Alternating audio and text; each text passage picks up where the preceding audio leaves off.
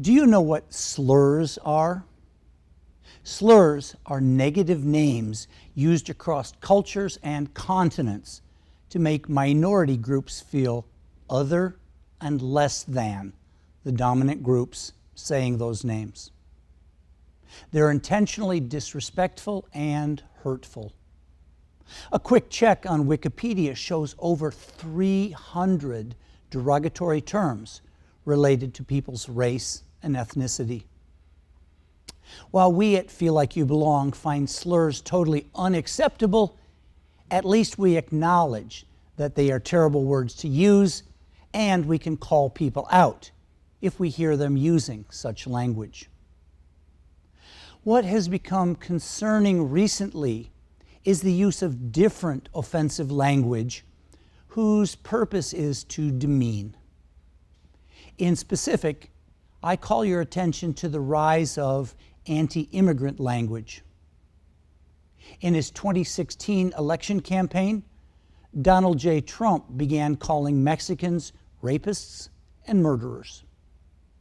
While we know that every culture has a few bad apples, Mr. Trump had a political agenda in mind to make white people both fearful of and angry about Latinos living in the United States. He and his nativist friends began calling undocumented people illegal, which is absurd. People are neither legal or illegal. Only their actions can be labeled as such. And here is the problem: labeling. If angry white people keep repeating negative labels, they are in effect creating stereotypes.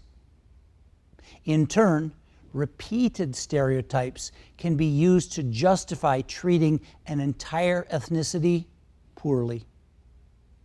At a recent baseball game, a white Chicago Cubs fan was recorded on cell camera shouting slurs at a male Latino in attendance.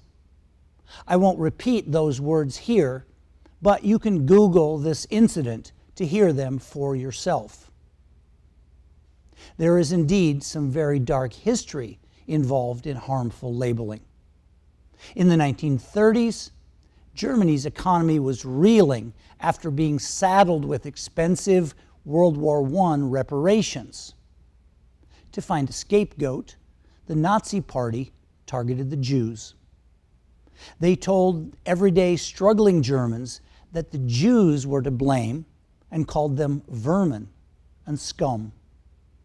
They referred to the Jewish problem in Europe.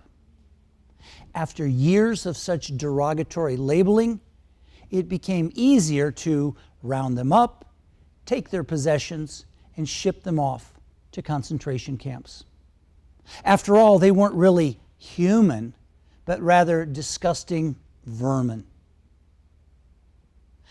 This history came back to me in a frightening incident earlier this year. I was doing business with a white small businessman in rural Ottawa County, where I live. In casual conversation, he told me about the Mexicans living next door and said he assumed they were illegal. He said whenever you went to their door, they would scurry away like cockroaches. Even though he didn't use the same racial slurs that the Chicago baseball fan used, his words sent a chill through me. After all, what is a cockroach? It's an insect, one that we don't want in our house, and then one that we would step on and crush if we could. Once we take away the humanity of people who don't look like us or speak like us, we are poised to do terrible things to them because, well, they aren't really humans, just despicable, disposable animals. At the same time this man said this, I was frozen. I couldn't respond. I nervously wrapped up the conversation and quickly left. If I'd had my wits about me, I would have asked a simple question. What do you mean?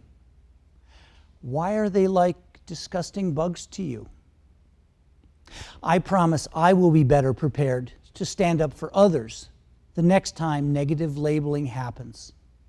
I hope you will too. Our humanity depends on it. Los Angeles area. All right, so then we talked about the journey from India to the United States, and I would say this was a journey.